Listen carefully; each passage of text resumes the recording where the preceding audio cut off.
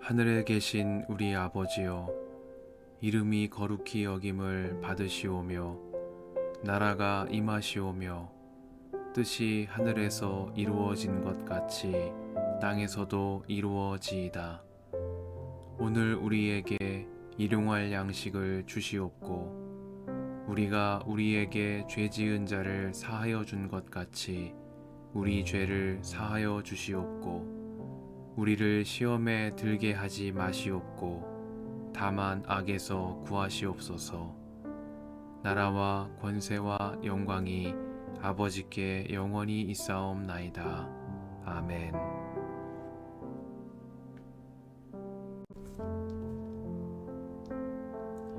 내가 또 말합니다. 유업을 이을 사람은 모든 것의 주인이지만 어릴 때에는 종과 다름이 없고 아버지가 정해놓은 그때까지는 보호자와 관리인의 지배 아래에 있습니다. 이와 같이 우리도 어릴 때에는 세상의 유치한 교훈 아래에서 종노릇을 하였습니다. 그러나 기한이 찼을 때에 하나님께서는 자기 아들을 보내셔서 여자에게서 나게 하시고 또한 율법 아래에 놓이게 하셨습니다. 그것은 율법 아래에 있는 사람들을 속량하시고 우리로 하여금 자녀의 자격을 얻게 하시려는 것이었습니다. 그런데 여러분은 자녀이므로 하나님께서 그 아들의 영을 우리의 마음에 보내주셔서 우리가 하나님을 아빠, 아버지라고 부를 수 있게 하셨습니다. 그러므로 여러분 각 사람은 이제 종이 아니라 자녀입니다. 자녀이면 하나님께서 세워주신 상속자이기도 합니다. 그런데 전에는 여러분이 하나님을 알지 못해서 본디 하나님이 아닌 것들에게 종노릇을 하였지만 지금은 여러분이 하나님을 알 뿐만 아니라 하나님께서 여러분을 알아주셨습니다. 그런데 어찌하여 그 무력하고 천하고 유치한 교훈으로 되돌아가서 또다시 그것들에게 종노릇하려고 합니까? 여러분이 날과 달과 계절과 해를 지키고 있으니 내가 여러분을 위하여 수고한 것이 헛될까 염려됩니다. 형제자매 여러분, 내가 여러분과 같이 되었으니 여러분도 나와 같이 되기를 바랍니다. 여러분이 내게 해를 입힌 일은 없습니다. 그리고 여러분이 아시는 바와 같이 내가 여러분에게 처음으로 복음을 전하게 된 것은 내 육체가 병든 것이 그 계기가 되었습니다. 그리고 내 몸에는 여러분에게 시험이 될 만한 것이 있었는데 여러분은 나를 멸시하지도 않고 외면하지도 않았습니다. 여러분은 나를 하나님의 천사와 같이 그리스도 예수와 같이 영접해 주었습니다. 그런데 여러분의 그 감격이 지금은 어디에 있습니까? 나는 여러분에게 증언합니다. 여러분은 할 수만 있었다면 여러분의 눈이라도 빼어서 내게 주었을 것입니다. 그런데 내가 여러분에게 진실을 말하기 때문에 여러분의 원수가 되었습니까? 위에서 내가 말한 사람들이 여러분에게 열심을 내는 것은 좋은 뜻으로 하는 것이 아니라 여러분을 내게서 떼어놓아서 여러분으로 하여금 자기네들을 열심히 따르게 하려고 하는 것입니다. 그런데 그들이 좋은 뜻으로 여러분에게 열심을 낸다면 그것은 내가 여러분과 함께 있을 때뿐만 아니라 언제든지 좋은 일입니다. 나의 자녀 여러분, 나는 여러분 속에 그리스도의 형상이 이루어지기까지 다시 해산의 고통을 겪습니다. 이제라도 내가 여러분을 만나 어조를 부드럽게 바꾸어서 말할 수 있으면 좋겠습니다. 나는 여러분의 일을 어떻게 하면 좋을지 당황하고 있습니다. 율법 아래에 있기를 바라는 사람들이여 나에게 말해 보십시오. 여러분은 율법이 말하는 것을 듣지 못합니까?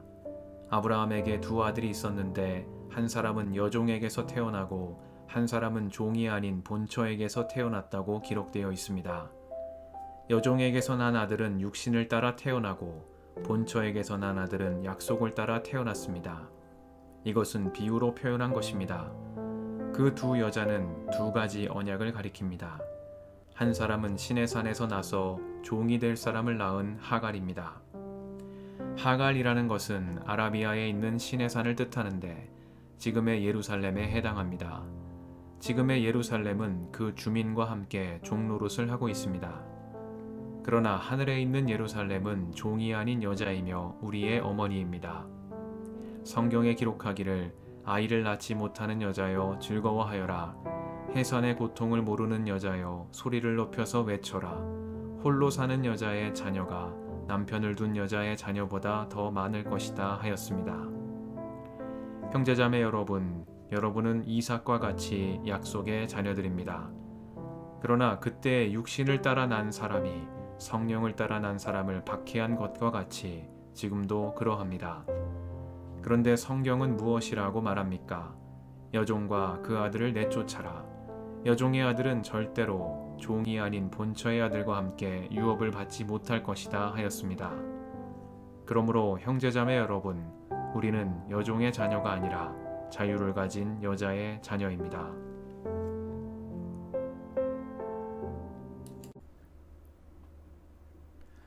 주님의 은총과 평화가 이 저녁에 여러분과 함께 하시길 빕니다.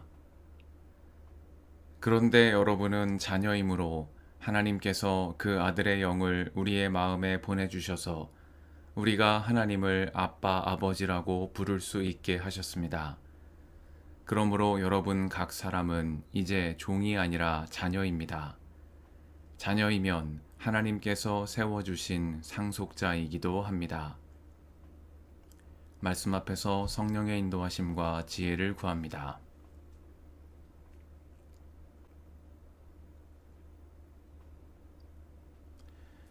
갈라디아서 4장은 그리스도로 인하여 얻게 된 성도의 새로운 신분에 관한 사도 바울의 말씀입니다. 앞선 장에서 바울은 우리가 율법의 행위가 아닌 믿음으로 말미암아 그리스도 안에서 하나님의 자녀가 되었다 말하며 여러분 모두가 그리스도 예수 안에서 하나라고 선언했습니다. 이 장에서는 앞선 장의 말씀을 이어가며 그리스도께서 율법 아래 있는 우리를 속량하셨을 뿐만 아니라 하나님의 자녀가 되는 자격을 얻게 하셨다고 말씀합니다. 속량이란 몸값을 받고 종의 신분을 풀어주어 양민이 되게 하던 일을 뜻하는 낱말입니다. 바울은 하나님께서 그리스도를 통하여 우리를 율법의 매인 종의 신분에서 풀어 자유케 하셨을 뿐 아니라 하나님의 자녀로 삼아주시는 은혜를 베풀어 주셨음을 일깨워주고 있는 것입니다. 예수 그리스도를 통한 구원의 기쁜 소식은 단지 죄인이 의롭다 하심을 얻고 매였던 종이 자유인이 되는 데 그치지 않고 하나님의 자녀로 받아들여지는 은혜를 누리는 데까지 이르게 되었다는 말씀입니다. 그리하여 바울은 하나님께서 그 아들의 영을 우리의 마음에 보내주셔서 우리가 하나님을 아빠, 아버지라고 부를 수 있게 하셨다 선언합니다. 바울이 여러분은 이삭과 같이 약속의 자녀들입니다 하고 말하는 이유입니다. 육신으로는 이방인이요 율법의 기준으로는 의롭다 인정받을 수 없는 죄인이지만 하나님께서 그리스도를 통하여 율법 아래 매인 자들을 속량하시고 속량하셨을 뿐 아니라 자녀로 삼아주심으로 우리 모두가 이삭과 같은 약속의 자녀들이 되었다고 선언하고 있는 것입니다. 이것이 갈라디아 교회에 전한 사도 바울의 복음이요 하나님의 자녀로 살아가는 그리스도인들의 새로운 정체성입니다. 사도 바울이 전하는 이 복음의 말씀을 기억하며 성령의 교통하심 가운데 참 자유인답게 하나님의 자녀답게 살아가는 우리가 되게 해주시기를 이 저녁에 간구드립니다. 함께 기도하시겠습니다.